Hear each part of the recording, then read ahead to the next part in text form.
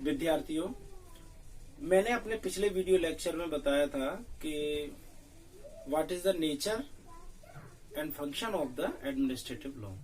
प्रशासनिक विधि की प्रकृति क्या है और उसके कार्य क्या है। आज मेरे द्वारा ये बताया जाना है कि प्रशासनिक विधि की आवश्यकता क्यों पड़ी, क्या जरूरत थी।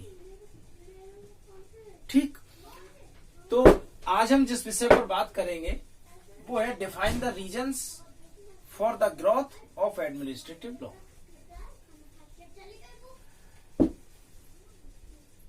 प्रशासनिक विधि के विकास के क्या कारण हैं?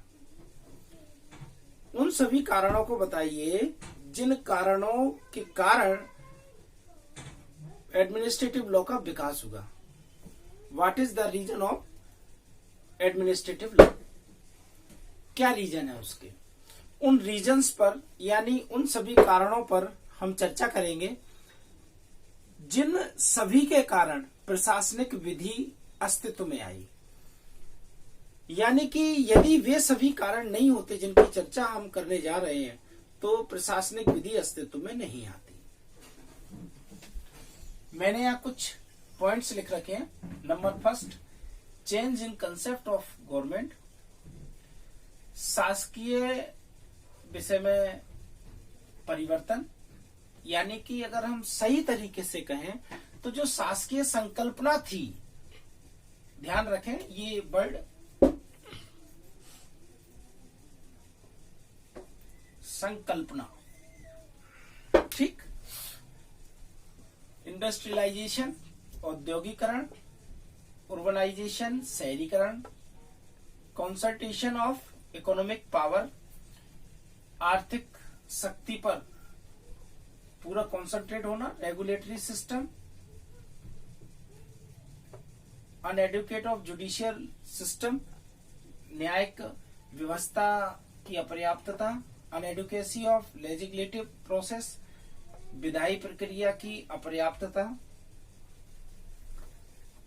इन सभी बिंदुओं पर हम चर्चा करेंगे। नंबर फर्स्ट में दे रखा है change in concept of government. सरकार की संकल्पना में परिवर्तन। किसे कहते हैं सरकार? क्या कंसेप्ट था गवर्नमेंट का? एडमिनिस्ट्रेटिव लॉ का निर्माण करना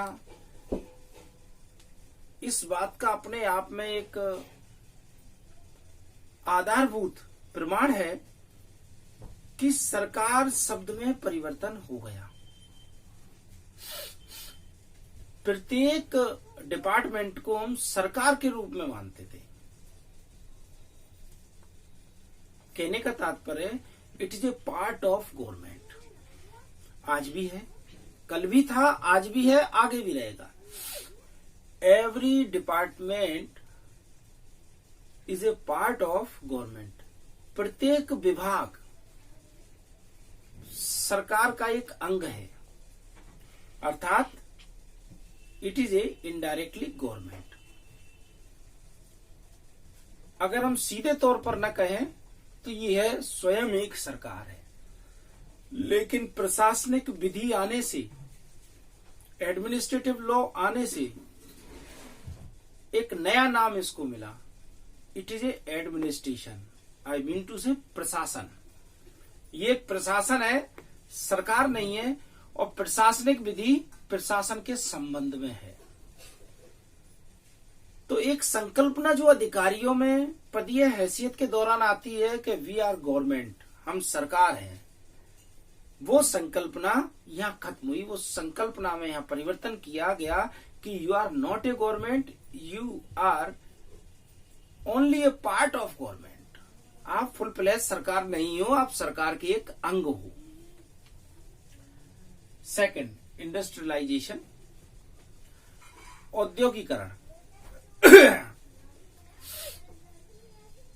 एक ऐसा युग सामने आया जिसमें उद्योगों को बढ़ावा दिया गया।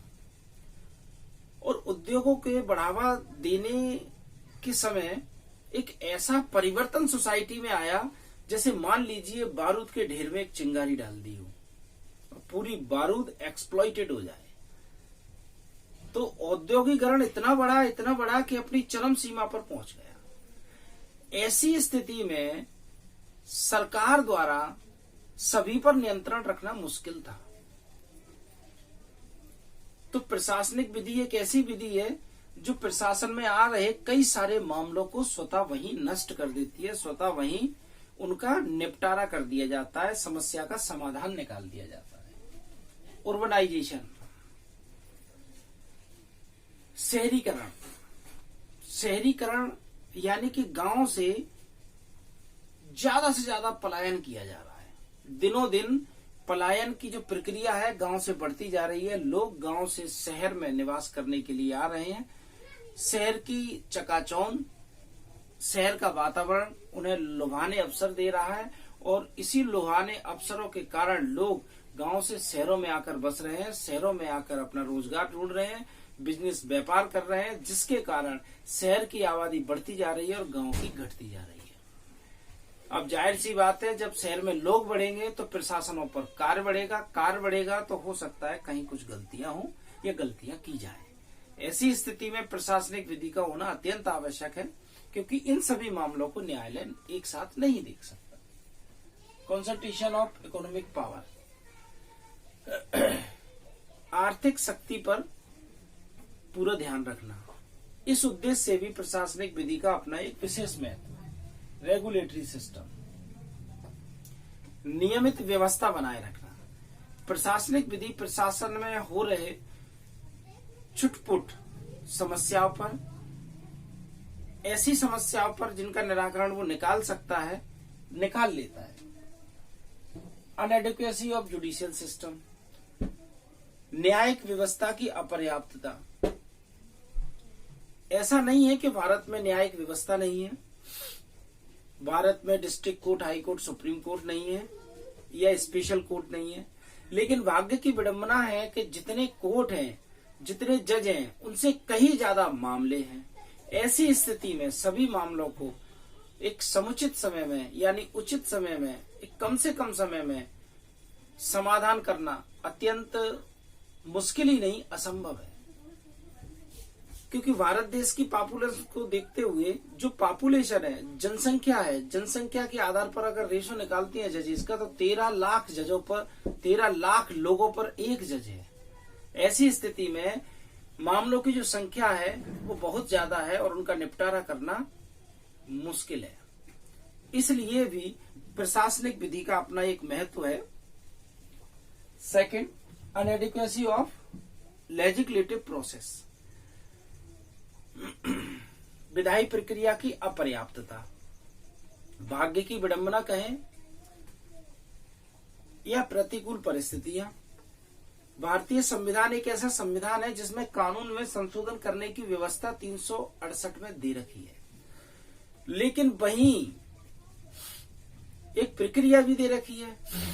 व्यवस्था करने से तात्पर्य है कि भारतीय संविधान लचीला है और प्रक्रिया के होने के कारण जटिलता है, अर्थात प्रक्रिया इतनी जटिल है, विधायी प्रक्रिया, कि अगर कोई कानून बनाते हैं, लागू करते हैं तो अत्यंत ज्यादा समय लगता है।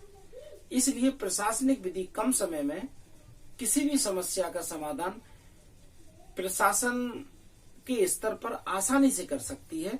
इसलिए प्रशासनिक विधि का अपना एक विशेष महत्व है। विद्यार्थियों, आज का मेरा वीडियो लेक्चर यहीं समाप्त होता है और आगे भी मेरे द्वारा वीडियो लेक्चर अपलोड किए जाते रहेंगे। धन्यवाद।